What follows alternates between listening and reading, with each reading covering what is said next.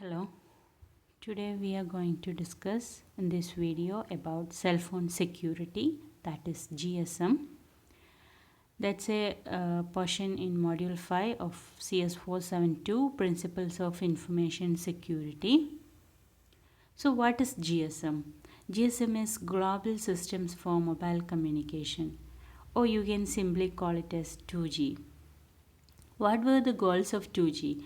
It was designed for better quality for voice, higher speed for data, and other voice applications. And then there was a successor to GSM, Universal Mobile Telecommunication System, which is 3G. And it was intended to be provided services such as mobile internet, multimedia messaging, and video conferencing. So these were the goals of 2G and 3G. In this video and in the next video, we will be discussing about the security architecture of 2G and 3G. Before that, we should know about the entities in a cellular network. So in the figure, in the screen, you can see a cellular network concept. Here, you have various entities. From the left hand side, I'm starting from the left hand side. You have the cell phone. Cell phone will be connected to BTS. So what is BTS? BTS is base transceiver station, or simply call it as base station. And you can see in the figure, two or more base stations will be connected to a BSC. BSC is base station controller. And then two or more base station controller will be connected to MSC. MSC is Message Switching Center. And you can see in the figure various databases are connected to MSC, like VLR, Visitor Location Register, HLR, Home Location Register, AUC, Authentication Center, etc.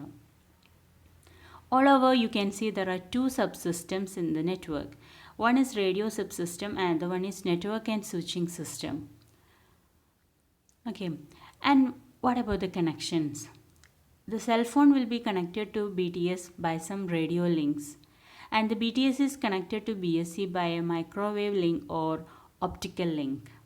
So this is the overall concept of cellular network. We will discuss the same by these sentence, like cell phone is connected to the base station by radio link. I have already told you. Then multiple base stations will be connected to a base station controller, and base station BST and BSC are connected using microwave link or optical link, and multiple BSCs are connected to MSCs. MSC forward an incoming call to BSC where the call recipient is located. So the call will come to MSC and MSC will forward it to BSC where the call recipient is located. MSC also handles call billing and accounting functions. Then all those MSCs in the switching network is connected to the original wired network, which is the packet switch telephone network, which you can call PST, and packet switch telephone network. It's the wired network to which all the MSC connections are established. And then I have told about some databases. So what's the need of such a database with MSC? MSC has a database called Home Location Register, HLR. It contains information about its subscribers. What are those informations? Mobile number, services subscribed to this, and a security key stored in the mobile and known only to HLR. This is a very important point because this point we will discuss it again and again. The HLR contains a security key, and this security key is shared between the SIM and HLR, such that this is the key that's used for authentication. Okay, and HLR also contains some extra information regarding roaming subscribers, those visiting subscribers, current location of a subscriber, etc. So those are the things about HLR. When you come to VLR, it is the Visitor Location Register. It's another database. It contains information about users currently visiting that network. together with the list of services that the subscriber is entitled to. So home location register keeps these details about the subscribers in that network subscribe to that network, and VLR will keep information about the subscribers who have visited to that network. That's the difference between the two. And then we'll come to the core part of GSM. So 2G technology introduced the idea of a subscriber identity module, that is shortly called as SIM. A SIM card includes 3 secrets in order to perform cryptographic operations. And the secrets are, the first one is a very important concept among SIM, a unique 15-digit subscriber identification number. It is the International Mobile Subscriber Identity, IMSI. This is the unique 15-digit identifier of a SIM. Then it has 128 subscriber authentication key, a 128-bit subscriber authentication key, which is denoted as KI. This is the one I told you before. This is the secret key that is shared between the SIM and HLR. Okay. And a PIN, it's known to the phone owner and used to unlock the SIM, intended to prevent stolen phones. This is rarely used, but the first two secret like IMSI and the secret key KI is very important. Now we'll discuss about the GSM security. As in all the other cases, whenever you consider about security, in GSM also, it intends to provide authentication, integrity and confidentiality. So we'll discuss one by one. How can it provide user identity confidentiality? The main way for an attacker to identify a subscriber is through IMSI. So attacker will always be in search of IMSI. This IMSI will be transmitted between the cell phone when the call is and the network when the call is made. So in order to protect IMSI, GSM requires to provide another identifier to the user, which is called TMSI, Temporary Mobile Subscriber Identity, such that IMSI is used only during initial authentication to a foreign network. In all the other cases, the TMSI can be used for authentication. But the TMSI has got a time validity such that it expires in a limited time, so that the subscriber need to authenticate again with a new TMSI, or the network will provide a new TMSI. And also when the subscriber changes his or her location, then also the TMSI changes, a new TMSI will be provided. But the IMSI is used only during initial authentication to a foreign network in order to keep IMSI privacy. Okay, the mapping between TMSI and IMSI.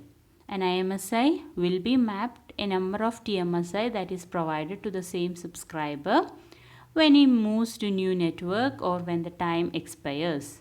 And this mapping is maintained in VLR. This mapping is maintained in VLR. And the next is message confidentiality, a very important concept, because it is necessary to keep the message confidential from the attack of the attacker, so that he may not change the contents of the message. Then entity authentication. The MSE needs to be sure that the call is billed to the person who is intended to be, or the person making the call. Message origin authentication and message integrity. The recipient needs to verify that the message has been received safely. There is no tampering, no change, nothing. and also message origin authentication. Both the parties in the communication should be able to verify that the message was created by the one who had to do it, and it is received by the right person. Which one you can call it as the message origin authentication, and in between it was not used by the attacker. Now we are coming to the security architecture of GSM. When we talk about it, it has got two main parts. You can see in this screen, entity authentication and key agreement. That's the first part. Message protection is the second part. So we will deal with entity authentication and key agreement. In the screen you can see the figure. Okay. And you can see various entities in the figure, like cell phone. From the left I am starting cell phone, and within the cell phone you have a SIM card. Then you have the base transceiver station, BST, and then MSC or VLR of the visitor network, and then MSC or HLR or AUC of the home network. That include the home network, because in the cellular network figure you may be remembering MSC is connected to HLR, VLR and AUC. So that's the concept of home network.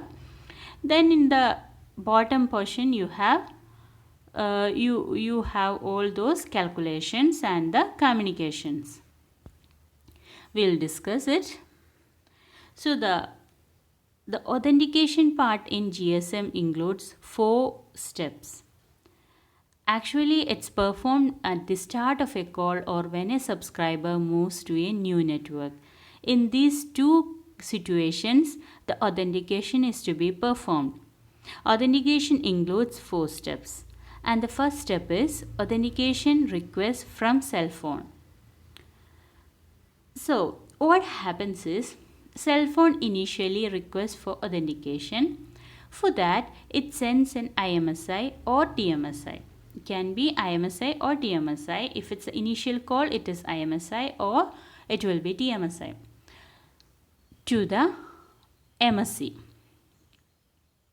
If the cell phone is away from its home network, the IMSI will be received by the MSC of the visited network.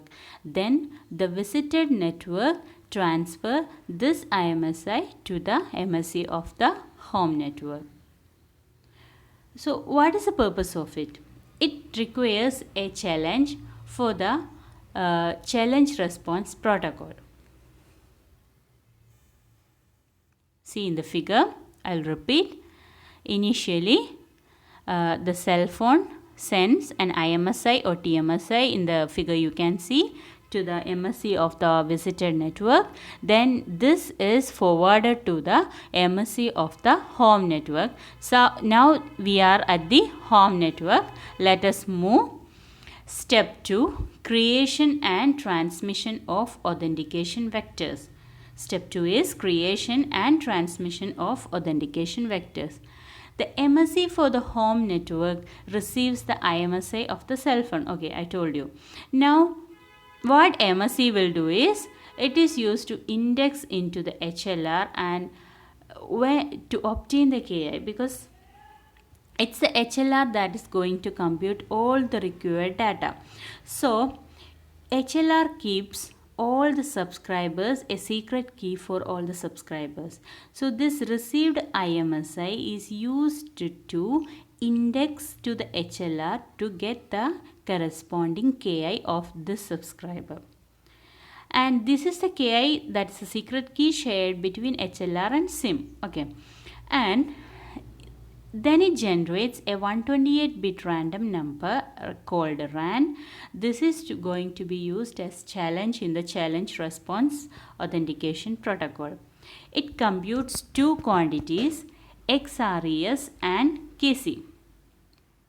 It's calculated using the formula XRES, which is expected response, a value that is applying a keyed hash function A3 on the calculated random number and the shared key KI. And also another key encryption key KC is calculated using the same values random number and KI, but the keyed hash function is here A8.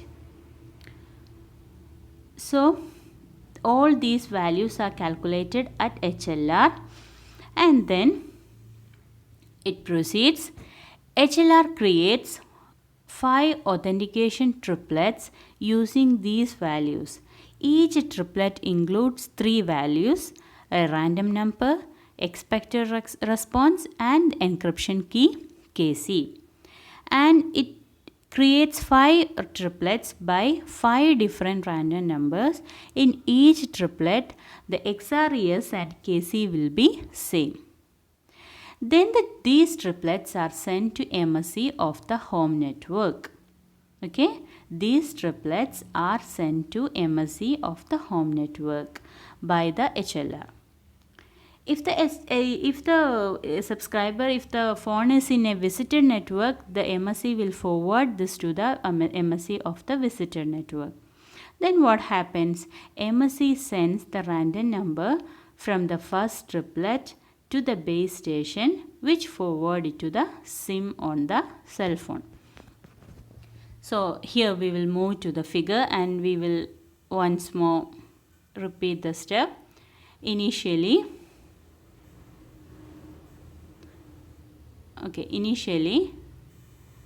this step, SIM card will send IMSI to MSC of the visitor network.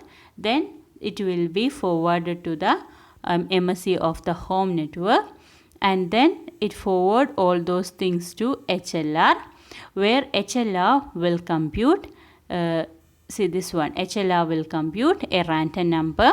Then it computes expected response XRES using A3 random number and the key KI.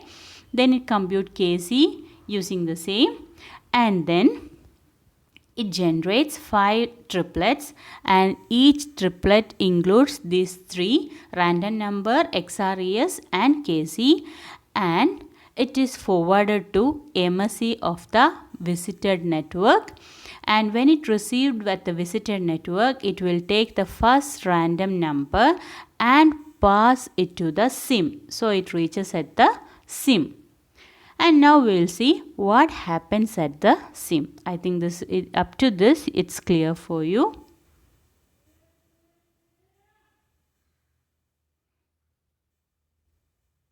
So we will move. Now what happens at the cell phone? That's the third step, cell phone response. Once the SIM has received the random number, it proceeds to compute an SRES. So what is SRES? SRES is signed response. It calculates in the same way because it obtained the random number. The SIM already knows the key KI that is shared between SIM and HLR. On the other side, HLR used the KI. Now in this side, SIM will use the key KI. Using key KI and random, it can generate the SRES. And then what happens? Cell phone sends this SRES to the base station that forward it to the MSC. And at MSC, it checks SRES and XRES. SRES obtained from the cell phone in the left side and XRES obtained from the HLR in the right side. And then if it matches, MSC concludes that the SIM knows KI and represents it as a genuine subscriber. And what's the fourth step? Last step, computation or receipt of the encryption key. The SIM computes KC because it already knows random number and KI, so it can compute KC. Then similarly, MSC extracts KC from its authentication triplet and communicate it to the base station. So from now onwards, all the communication between the SIM cell phone and the base station will be encrypted using the key KC. Now we'll move to the figure once more. I'll explain all the steps again. So initially, IMSI or TMSI is passed to the visitor network. It will forward it to the home network. Then it the HLR computes random number XRES and KC and pass it as 5 triplets to MSC of the home network. From that MSC of visitor network, from that it will take the random number alone and pass it to the SIM. At the SIM it computes KC and SRES, and SRES is forwarded to the visitor network's MSC. Here it checks whether SRES is equal to XRES. If it is not equal, it will be an error generated, and if it is equal, it states that it is a genuine subscriber. Then what happens? SIM will compute KC, and similarly MSC will get KC from here HLR MSC. Then all the communication between SIM and BST will be with the KC. So that's about it. Those are the 4 steps. And now next we will move to the message protection. Encryption of the messages between cell phone and base station is performed by a stream cipher, and the stream cipher we use here is A5.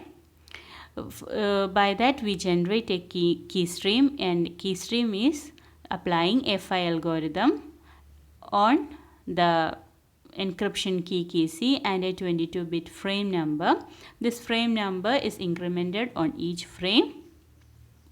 So the key stream also changes for each frame, and the cipher text is as usual XOR of the plain text and the key stream. Cipher text is XOR of the plain text and the key stream. Now that's about the security part of GSM, and the GSM has got various problems and drawbacks. So what are they? First one is algorithms. We use the 3 hash functions A3, A5 and A8, where A3 and A8 were used in authentication and A5 was used in encryption. All these were 128-bit keyed hash functions, and there have been several attacks on A3 and A8 to get the secret key KI. Then another problem is, with access to the SIM, one can obtain KI using a side channel attack. That is, by considering chosen plain text attacks, once KI is known to SIM, it can be used in order to break it. Then SIM authenticate itself to the network, but network do not authenticate in return to the SIM.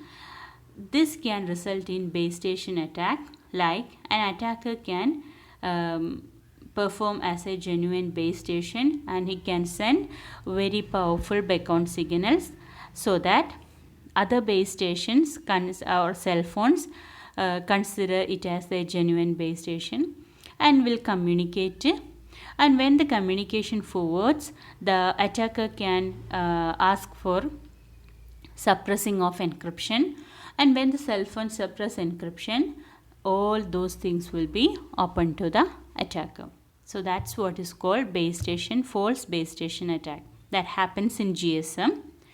Then messages are encrypted only between the cell phone and the base station and not beyond it. The microwave link between BST and BST can be easily eavesdropped. So these are the problems in GSM, and that's about GSM. Thank you.